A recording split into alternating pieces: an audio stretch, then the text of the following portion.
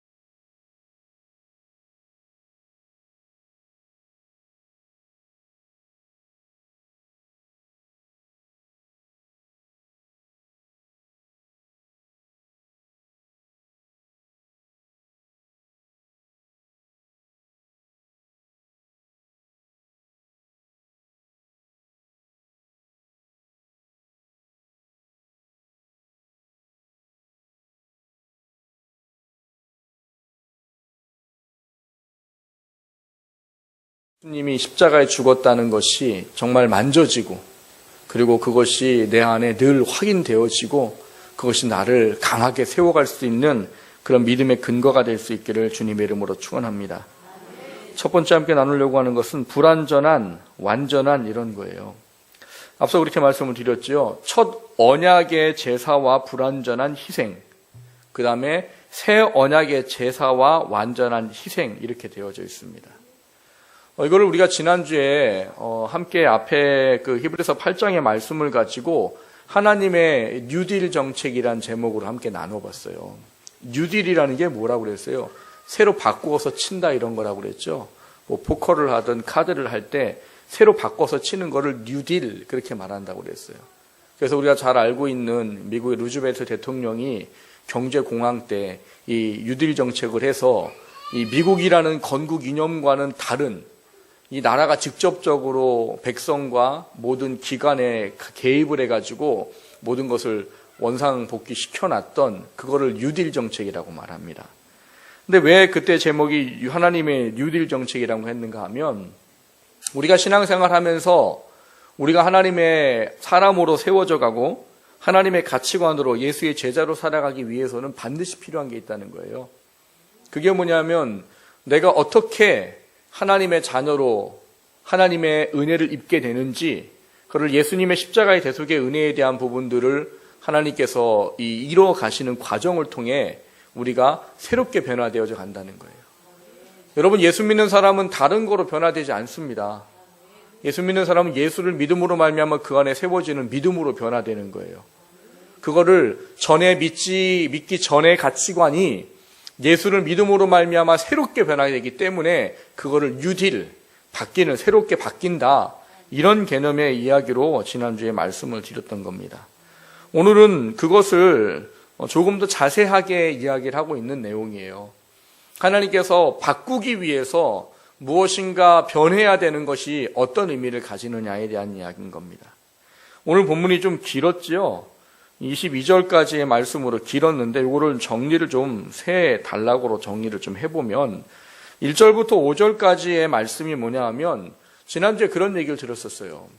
인간의 제사장이 드리는 제사는 완전하다고 했습니까? 불완전하다고 했습니까? 불완전하다고 했어요. 인간이 드리는 제사는, 인간 제사장이 드려주는 제사는 불완전해서 계속 어떻게 해야 돼요? 바꿔서 계속 드려야 되는 거예요.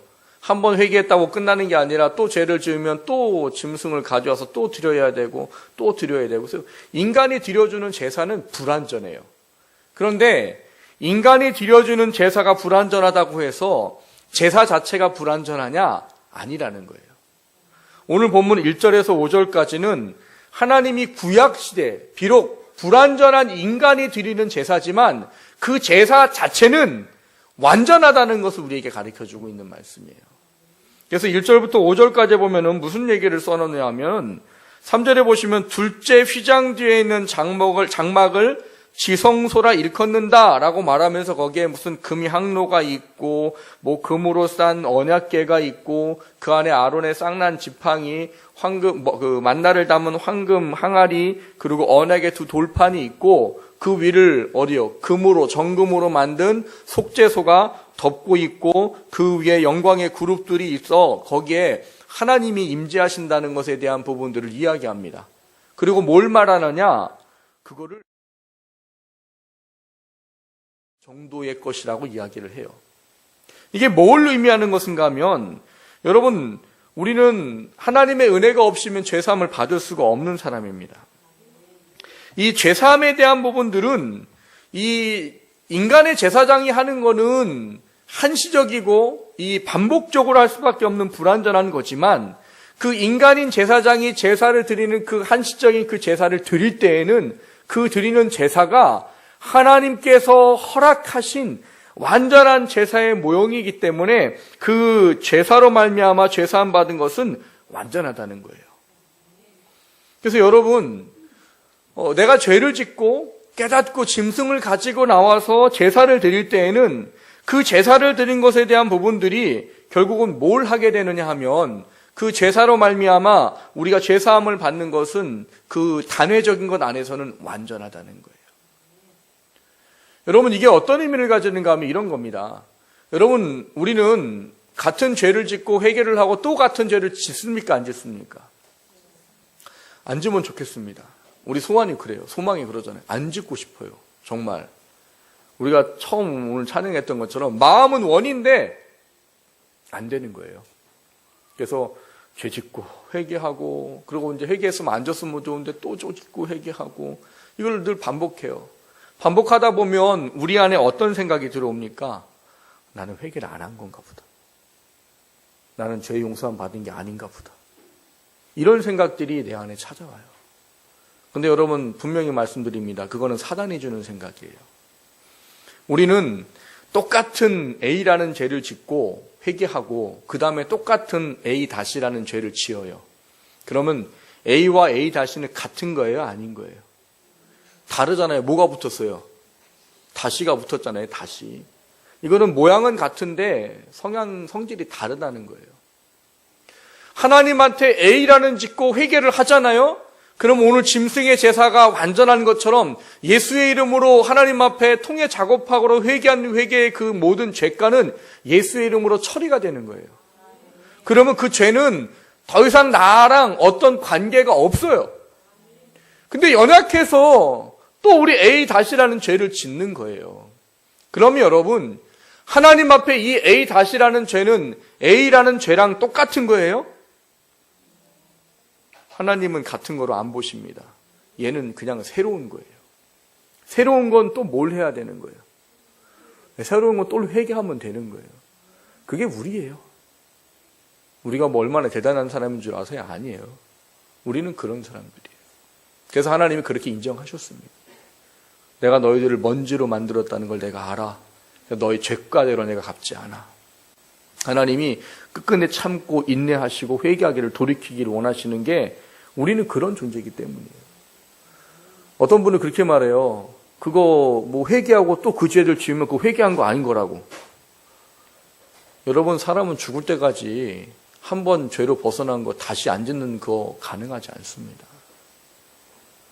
그래서 소율의 문답에 보면, 아이들을 가리키는 소율의 문답에 보면 우리는 하나님의 선한 것을 행할 수 있습니까? 라는 질문이 있어요. 그런데 그 질문의 대답이 뭐냐? 우리는 할 수 없습니다예요. 우리는 하나님 앞에서 완전하게 율법을 지킬 수 없고 하나님의 선한 것을 완전하게 이룰 수 없는 그런 존재입니다. 그래서 우리는 그 죄인됨을 인정하는 것이 필요합니다. 이게 대답이에요. 그러니까 우리는 연약해서 이 범죄하는 것에 대한 부분들이 늘 우리 안에 계속 있을 수밖에 없는 거예요. 근데 문제는 그걸 알아야 된다는 거죠. 짐승의 제사가 인간이 하는 것은 불완전해서 계속 반복해야 되는 그 연약함이 있지만 한 번의 제사를 드려진 그것은 완전하다는 거예요. 완전하다는 거. 왜? 이게 바로 예수님이 이 2000년 전에 십자가의 대속의 죽음을 죽으실 그것에 대한 그림자고 모형이기 때문인 거예요. 그림자고 모형이기 때문에 그 단번의 제사에는 죄사함의 은혜가 완전한 거예요. 그래서 우리의 죄를 하나님한테 고백할 때 그 죄는 어떻게 되는 거예요? 없어지는 거예요. 하나님이 성경에서 뭐라고 말한다고 그랬습니까? 등 뒤로 우리의 죄를 던지신다고 말하시고 동에서 서가 먼 것처럼 죄를 옮기신다고 말하시고요. 주홍같이 진홍같이 붉을지라도 눈처럼 양털처럼 희게 해줄 것이다. 그게 하나님이 죄사함의 약속이에요. 여러분, 그게 없으면 우리는 살아갈 수 없는 사람들이에요. 우리는. 그게 오늘 1절부터 5절까지 이 대속의 제사가 얼마나 완전한 것인가에 대한 이야기를 말하는 거예요. 그러고 나서 6절부터 10절까지 보면 또 그 얘기를 합니다. 그런데 불완전하다고. 그 제사 자체는 완전한데 그것을 드리는 제사장들은 불완전해서 그게 뭔가 완전한 것이 필요하다라는 이야기를 해주고 있어요. 인간의 제사장들은 단회성에서는 우리의 죄를 완전하게 우리의 죄를 사해주지만 그거는 그들조차도 뭐냐? 오늘 본문에 보면 그렇게 말해요. 9절에 보면 이 장막은 현재까지의 비유니 이에 따라 드리는 예물과 제사는 섬기는 자를 그 양심상 온전하게 할 수 없나니라고 말해요. 섬기는 자가 누구예요? 제사장들. 그러니까 이 제물과 예물이 섬기는 자를 양심상 온전하게 못한답니다. 그럼 여기서 말하는 양심은 세상에서 말하는 양심과 다른 겁니다. 성경에서 양심, 뭐 선한 것 이런 것 얘기할 때는 세상과 좀 다른 차원의 이야기인 거예요. 그럼 여기서 말하는 양심은 뭐냐는 거예요. 여기서 말하는 양심을 원어적인 의미를 찾아가서 보면은요, 이 양심은 영혼을 의미한다라고 보는 해석이 맞습니다. 그럼 그거를 다시 한번 넣어서 한번 읽어볼게요. 예물과 제사는 섬기는 자의 영혼을 온전하게 할 수 없나니. 여러분, 제사장이 이 죄를 속해주는 거는 뭐를 속해주는 거예요? 내가 지은 죄. 이거를 흔히 우린 자범죄라고 말하지요. 스스로 지은 죄를 해결해 주는 거예요. 그래서 제사장도 이 지성소에 들어가기 위해선 자기의 죄를 속해야 됩니다. 자기가 지은 죄를 속해야 거기 지성소 들어가서 안 죽고 사역하고 나올 수 있는 거예요. 그러니까 제사장들이 속하는 건 뭐냐 하면 우리 안에 있는, 우리 영혼 안에 있는 죄의 문제를 속해주는 게 아니고 인간이 짓는 스스로의 죄를 속해주는 것밖에 없다는 거예요. 그래서 이 제사장도 자기의 행한 죄는 속해지지만 자기 안에 있는 사람으로는 해결할 수 없는 이 원죄는 해결이 안 된다는 거예요. 그러니까 죄인의 것을 대속해 줄 수 있느냐? 없다. 그게 이 구절의 이야기인 거예요. 제가 예를 많이 들잖아요. 자기도 이제는 죽어야 할 사형수가 다른 사형수를 위해서 대신 죽겠다고 하면 그거를 인정해 줍니까? 안 해줍니까? 안 해줘요. 왜요? 아니 너도 죽을 사람인데 뭐 대신 죽는다고 내가 이걸 왜 사해 주냐는 거예요. 사해 주려면 뭐가 있어야 되는 거예요? 혹시 뭐 죄 없는 사람이 이 사람을 대신해서 죽는다고 하면 뭐 생각해 볼 만은 하겠지만, 아니 너도 사형수 얘도 사형수인데 사형수가 사형수에서 죽는다고 무슨 죄를 사해 주냐는 거예요. 안 된다는 거예요. 그 이야기예요. 이 제사장들은 우리의 행위에 대한 죄에 대한 부분들은 단번에 속해 줄 수 있는데 이 사람들은 자신들도 죄인이기 때문에 그 우리 안에 정말 해결해야 될 죄의 문제를 절대 해결을 못 한다는 거예요. 그들도 죄인이기 때문에.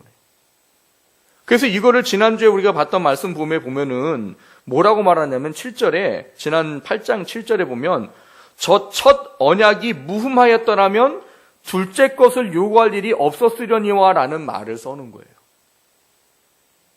그러니까 뭐냐면 인간의 제사가 드리는 제사가 완전하면 예수님 오실 필요가 없다는 거예요. 그냥 그 사람들이 드리는 제사로 우리는 계속 뭘 하면 되는 거예요. 죄사함을 받으면 되는 거예요. 계속 반복해서. 근데 오늘 분명히 뭘 말합니까? 그 죄는 해결할 수 있을지 모르지만 네 안에 있는 양심이라고 말하는 영혼의 죄의 문제는 해결이 안 된다는 거예요. 그게 여기 나와 있는 오늘 두 번째 단락의 이야기 10절까지 이야기예요. 그리고 나서 11절부터 22절까지는 이제 뭔 얘기를 하시는 거냐? 그렇기 때문에 예수님이 필요하다는 거예요. 인간은 어떤 거를 해도 그 죄를 완전히 속할 수 없기 때문에 바로 예수 그리스도가 필요하다는 거예요. 여러분, 그건 오늘날 우리에게 적용을 한다면 그런 겁니다. 여러분, 어떤 사람들은 자신의 어떤 구원의 문제를 놓고 선행으로 어떤 그 극락에 이르기를 원하는 사람들이 있어요. 그래서 착한 일을 하고 선행을 하면 어떻게 된다고요? 극락에 이른다. 해탈을 하면 극락에 이른다. 이렇게 얘기하고 믿는 사람들이 있어요. 근데 여러분, 이 영혼 안의 죄의 문제를 내가 행위로 얻은 게 아니라 한 타고나면서 사람에게 이미 주어진 이 죄의 문제를 내가 고행을 한다고 해결이 됩니까? 해결되지 않아요. 이 죄의 문제는 해결하는 방법이 단 하나예요. 뭐냐? 내가 죽어서 지옥 가는 거. 그게 이 죄값을 치르는 거예요. 죄값은 죽어서 지옥 가는 게 값을 치르는 거예요. 근데 하나님이 이 불쌍한 영혼들을 긍휼히 여기셔서 하나님께서 이거를 완전하게 해결해 놓을 방법을 하나님께서 주셨다는 게 그게 11절부터 22절까지 이야기예요. 그리고 그걸 통해서 하나님이 우리한테 뭘 깨달으라고 하는 겁니까? 너희들의 죄사함이 얼마나 완전하고 얼마나 온전한 것인지 분명히 붙잡고 확신하라는 거예요. 하나님이 우리에게 그 확신을 주기 위해서 예수님을 이 땅에 보내셨다는 사실, 그분은 인간의 제사장이 연약한 그 죄인된 제사장이 행하는 것과는 다르다는 사실들이 우리한테 다시 한번 깨달아지게 되기를 주님의 이름으로 축원합니다. 두 번째로 드리고자 하는 것은 피 흘림이 없은 즉 사함이 없는이라는 거예요. 하나님께서 우리가 지은 죄가 아닌 내 안에 있는 이 근본적으로 가지고 난 이 죄를 해결하기 위해서 하나님께서 마련해 놓은 방법이 있어요. 전도를 하고 복음을 가르치고 하는 일을 하다 보면은요, 그런 얘기를 합니다. 우리는 죄인입니다. 그래서 이 죄사함의 은혜가 필요합니다. 그럼 사람들은 우리는 죄인입니다라는 이야기를 할 때 가장 먼저 머리에 떠올리는 건 뭡니까? 내가 뭔가를 지은 죄를 생각하는 거예요.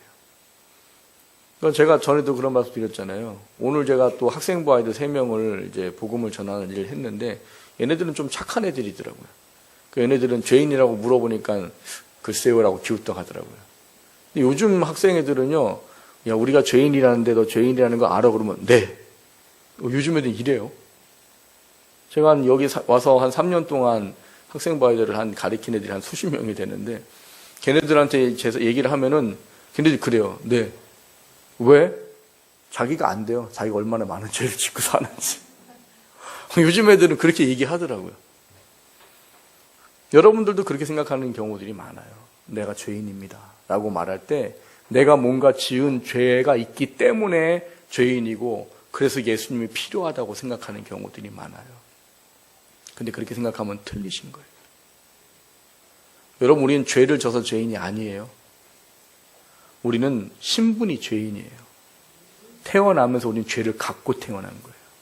그래서 죄인이지 내가 뭔가 죄를 져서 죄인이 아니에요. 그리고 우리는 죄를 왜 져요? 내 안에 죄가 있기 때문에 죄를 짓는 거예요. 내가 원래 죄인이기 때문에, 신분이 내 안에 죄인이기 때문에 죄를 지어요. 내가 행하여서 잘못한 것은 갚으면 됩니다. 뭘 손해를 끼쳤으면 손해를 갚아주면 되고, 뭐 누구를 상하게 했으면 치료해주면 되고, 그런 걸로 해결을 해주면 돼요. 그리고 좀 미안한 감정은 가지고 있을지는 모르지만 여러분, 해결하고 난 다음에 해결받은 그 사람이 와갖고 저한테 이 죄인아 그러면은 사람들이 어떻게 할까요? 그때 싸우죠. 왜 싸워요? 내가 다 해결해 줬는데 왜 나를 죄인이라고 말하냐? 싸워요. 내가 지은 죄는 내가 해결할 수가 있어요. 그런데 여러분, 내가 짓지 아니하고 신분이 죄인 된 거는 뭐로도 해결이 안 됩니다. 여러분, 세계적으로 많은 나라들이 신분제도가 있습니다. 제일 강한 데가 인도잖아요. 인도의 그 신분제도는 굉장히 엄격합니다. 그래서 제가 인도 가서 선교사님한테 들었던 얘기가 뭐가 있었냐면 그런 경우도 있대요. 이제 그 개 중에 예수를 믿고 개종하는 분들이 있으신 거예요. 그리고 그 중에 그렇게 하다 보니까 예수를 믿으면 신분이 없어지는 거죠. 그러니까 신분이 다른 사람끼리 만나는 거예요. 그래서 사랑을 하고 결혼을 하기 원하는 거예요. 근데 집안은 절대로 인정을 안 합니다. 신분이 다른 계급은 결혼할 수가 없어요. 그거는 그 법을 깨는 거기 때문에 그것에 응당 주어지는 것은 죽음입니다. 근데 이게 부모님들이 인정을 안 해주니까 이 두 사람이 도시로 도망을 간 거예요. 젊은 부부가. 도시로 도망가서 살고 있는데 어떻게 연락이 오는 거죠. 그 집에서 야, 인정해 줄 테니까 와라. 결국 너무 감사한 거죠. 그 집으로 왔더니 와서 죽인 거예요. 자기네 이 신분을 어겼다고 거짓말을 해서 오라고 해놓고 자기 딸, 자기 아들이잖아요. 자기 딸, 자기 아들을 죽여버리는 거예요. 자기네 그 신분을 지키기 위해서. 신분은 여러분 세대를 살아가면서 무서운 거예요. 지금은 민주주의나 수없이 그런 것들 때문에 신분이 어떤 고하나 이런 부분들이 많이 해결되고 있지만 신분은 사람 살아가는 사이에서도 그 사람을 규정해주는 굉장히 무서운 겁니다. 사람 사이에서도 그렇단 말이에요. 사람 사이에서도 뭔가 규정을 해줘버리고 신분을 주면 그게 죽을 때까지 가는 거예요. 근데 여러분, 세상을 창조하시고 사람을 창조하신 하나님이셔요. 그 하나님이 인류와 약속을 하고 너가 만약에 이 약속을 깨버린다면 너와 내 후손들은 그 죄의 것을 짊어질 수밖에 없다고 이야기를 하셨단 말이에요. 그래서 우리는 태어나면서 죄인된 신분을 가지고 있는 거예요. 그러니까 이거는 내가 뭘로 해결해도 해결이 안 됩니다. 여러분, 선행한다고 해서 내 안에 있는 이 신분적인 죄가 해결돼요? 해결되지 않아요. 내가 무슨 돈 많이 벌어서 뭘 한다고 해서 그게 해결됩니까? 해결되지 않아요. 이걸 해결할 수 있는 방법은 성경에 하나님이 단 한 가지 방법밖에 주시지 않으셨다라고 말합니다. 그건 뭐냐? 예수 그리스도가 이 죄를 대신해서 십자가의 저주를 담고 죽으시고, 그리고 그 죽으신 것을 이름을 믿고 고백하는 자들에게만 이 죄사함의 은혜가 선포되어지도록 유일하게 남겨놓으셨단 말이에요. 그래서 그걸 우리는 뭐라고 말하느냐? 복음이라고 말해요. 복음. 복음은 영어로 굿 뉴스 이런 얘기, 좋은 소식 이런 거예요. 근데 이 헬라어로 복음이라는 단어가 유앙겔리온 이런 단어인데 이 단어가 어떤 의미를 갖고 있는 복음이 좋은 소식이냐? 뭐 예를 들면 이런 거예요. 그거 정말 안 들으면 큰일 날 일. 그것을 복음이라고 말해요. 뭐 예를 들면 이런 거예요. 이 가까운 데 롯데마트가 있죠. 롯데마트에서 뭐 요즘 큰 테레비가 얼마나 하나요? 몇 인치가 되네요. 지금 TV가 없어가지고. 얼마나 몰라요? 다 TV가 없으세요? 하여튼 제일 큰 TV가 있대요. 근데 그거를 오늘 주일 단 하루 12시부터 1시까지 누구든지 오면 10원 해준대요. 그거를 우리는 못 들은 거죠. 왜? 여기 나와 있어가지고. 교회 나와 있어가지고 우리 못 들은 거예요. 근데 그 이야기를 나중에 들었어요. 그럼 어떨까요? 10원인데 10원만 가져가면 되는 것을. 비교하자면 그런 이야기예요. 복음은 뭐냐? 듣지 못하면 영원히 후회할 수밖에 없는 거. 그게 복음이에요. 왜 영원이에요? 예수 그리스도를 구주로 고백하고 영접하는 것 외에는 여러분 죄사함을 받을 수 있는 길이 없고요. 그 죄사함을 받지 못하면 우린 영혼이라는 시간은 지옥의 형벌에서 보낼 수밖에 없기 때문에. 그래서 그거를 복음이라고 말하는 거. 복음. 이거 듣지 않으면 정말 큰일 나는 거예요. 근데 듣지 않으면 정말 큰일 나는 이 복음을 오늘 우리에게 뭐라고 말하느냐? 예수님이 인간 제사장과는 비교할 수 없이 자기 자신을 제물로 삼아서 단번에 죄를 속하는 피 흘리는 제사를 드리셨고 그것으로 말미암아서 우리는 대속의 구원의 은혜를 입는 하나님의 구원의 복음 안에 있게 되었다라고 우리에게 말해주고 있는 거예요.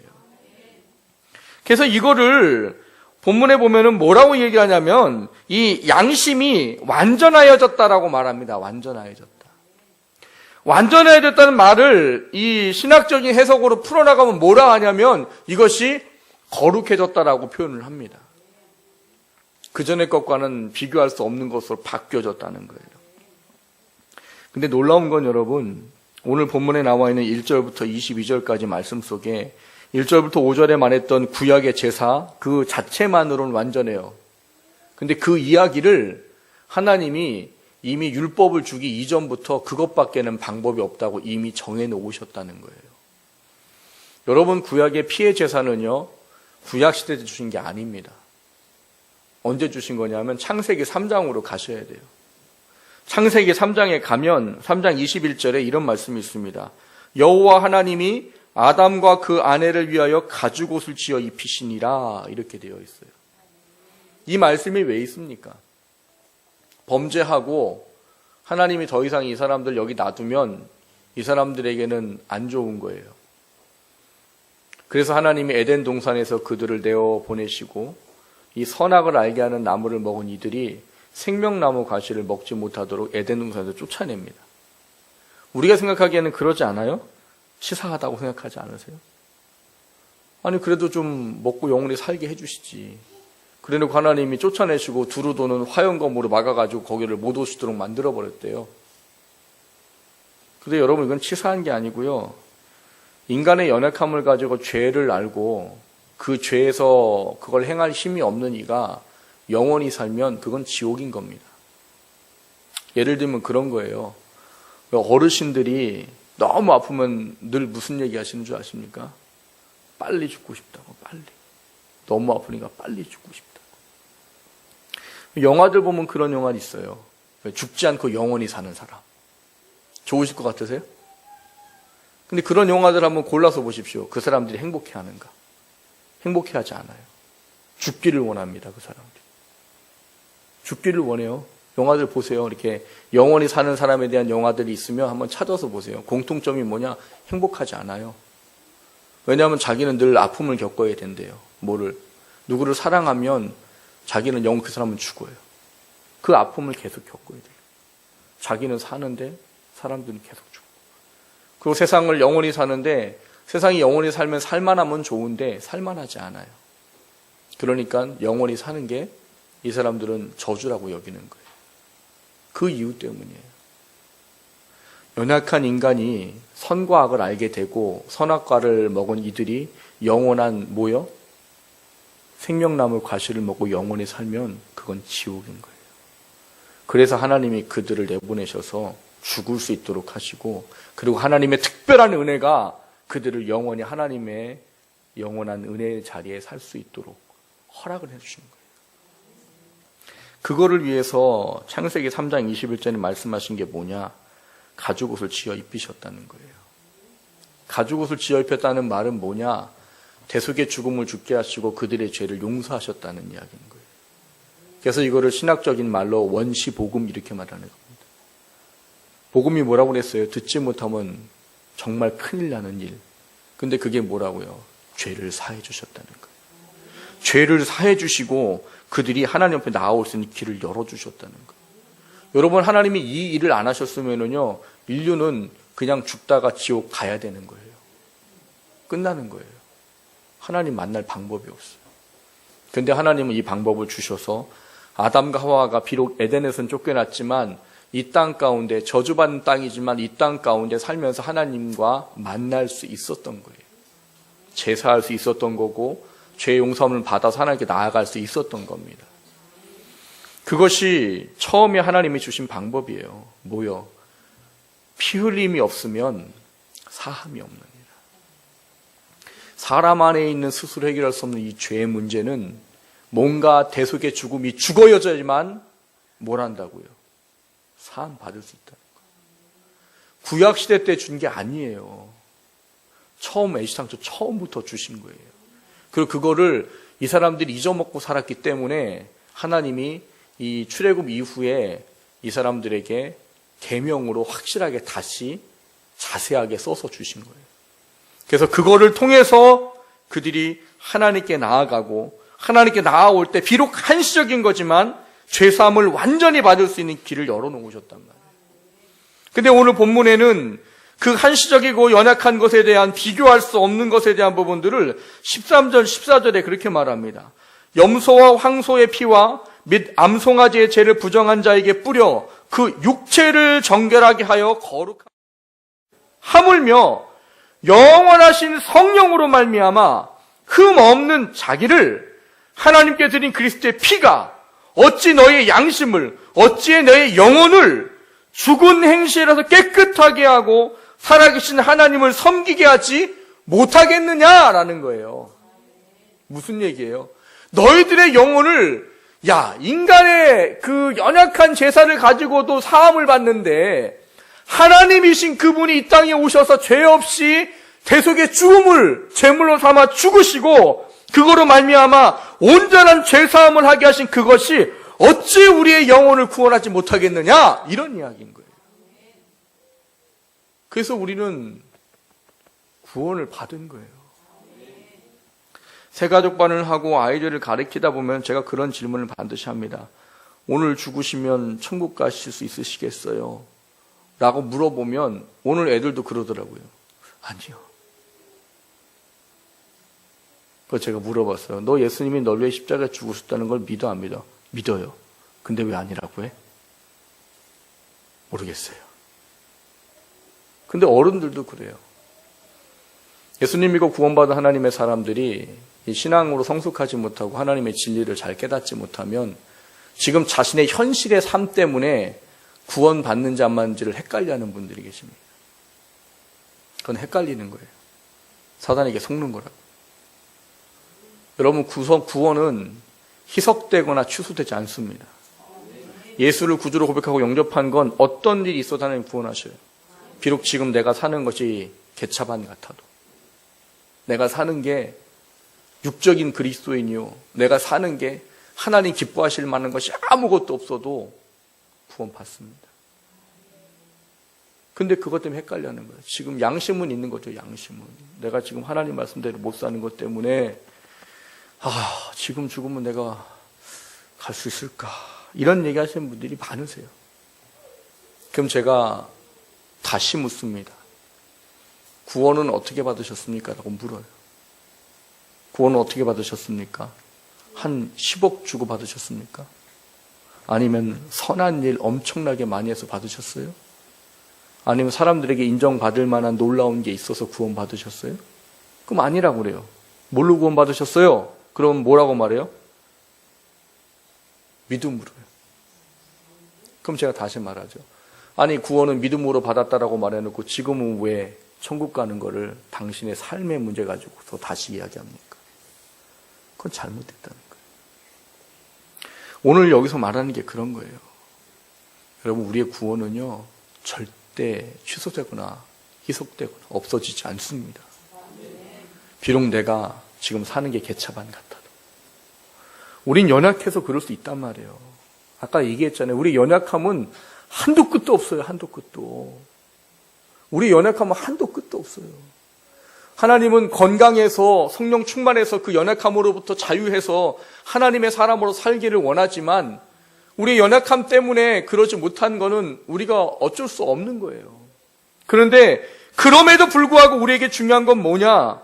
단번에 우리를 위해서 십자가에 피 흘려 자기를 제물 삼아 죽으신 그 놀라운 은혜는 예수를 구주로 고백하고 영접하는 성령의 인치심과 깨달음이 있고 난 이후에는 절대로 취소되거나 절대로 없어지지 않는 거란 이야기예요.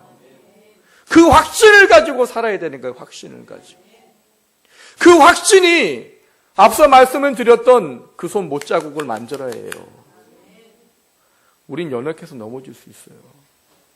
때로는 엎어져가지고 하나님 나는 왜 이 모양 이 꼴입니까? 라고 나 자신을 가슴을 칠 수 있어요. 근데 그때 만져야 되는 게 그건 거예요. 뭐라고요? 주님이 이런 나지만 나를 위해 십자가에 죽으셨고 그 대속의 죽음은 완전한 하나님의 구원의 은혜라는 것을 다시 만지고 회복할 때 그때 놀라운 역사가 있는 겁니다. 늘 제가 고백하는 게 그거잖아요. 저를 보면 제가 목사하는 게 합당하지 않다고 생각합니다. 늘 그렇게 고백을 해요. 하나님 앞에. 세상에서 가장 못난 목사가 저고 가장 합당하지 못한 게 저라고. 그런데 그게 그런 거예요. 하나님 앞에 갈 때 하나님 내가 이런데요. 정말 하나님 앞에 서기가 좀 합당하지 않습니다. 그리고 혼자 여기 앉아가지고 혼자 한탄하고 연약함을 하나님께 기도하고 그래요. 그러면 그렇게 한참 기도하고 나면 은혜가 있어요. 무슨 은혜가 있느냐? 하나님은 그런 마음을 주세요. 근데 내가 너를 택했어. 그리고 내가 너 지금까지 이끌어온 거 알잖아. 그러니까 너는 다시 일어서라. 그게 오늘 십자가를 만지는 거예요. 우리는 넘어질 수 있다니까요. 연약해서 합당하지 못할 수 있어요. 그런데 하나님은 인간의 죄성과는 비교할 수 없는 예수 그리스도의 십자가의 대속의 은혜를 우리에게 주셔서 그분을 그 믿음을 가지고 그 안에 확신함으로 서서 넘어져도 다시 나를 위해 못 박힌 손을 만지고 나를 위해 찔리는 옆구리의 창자국을 만지고 다시 신앙과 믿음을 회복하라는 거예요. 그거는 여러분 흔들리지 않는 거예요.